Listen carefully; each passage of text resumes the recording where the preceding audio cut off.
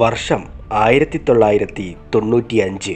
USA-യിലെ Yellowstone national പാർക്കിലേക്ക് 14 ചെന്നായകളെ തുറന്നുവിടുന്നു. Yellowstone national പാർക്കിൻ്റെ ആവാസ വ്യവസ്ഥ തന്നെ മാറ്റിമറിച്ച ഒരു പ്രവൃത്തിയായിരുന്നു അത്.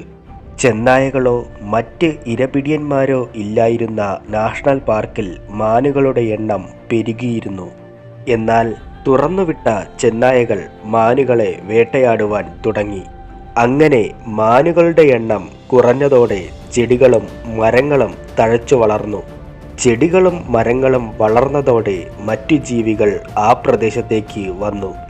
അതോടൊപ്പം ബീവറുകളും അവിടെ എത്തി. ബീവറുകൾ എത്തിയതോടെ നദികളിൽ അവ അണക്കെട്ടുകൾ നിർമ്മിച്ചു.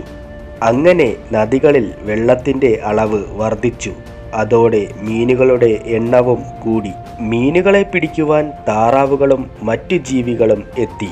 മാനുകളോടൊപ്പം കുറുക്കന്മാരെയും ചെന്നായകൾ പിടിച്ചതോടെ അവിടെ മുയലുകളുടെ എണ്ണവും കൂടി. അതോടെ മുയലുകളെ പിടിക്കുവാൻ പരുന്തുകളും എത്തി. അങ്ങനെ വെറും 14 ചെന്നായകൾ പ്രകൃതിയെ ഉണർത്തി. പ്രകൃതിയുടെ സന്തുലിതാവസ്ഥ തിരികെ കൊണ്ടുവന്നു.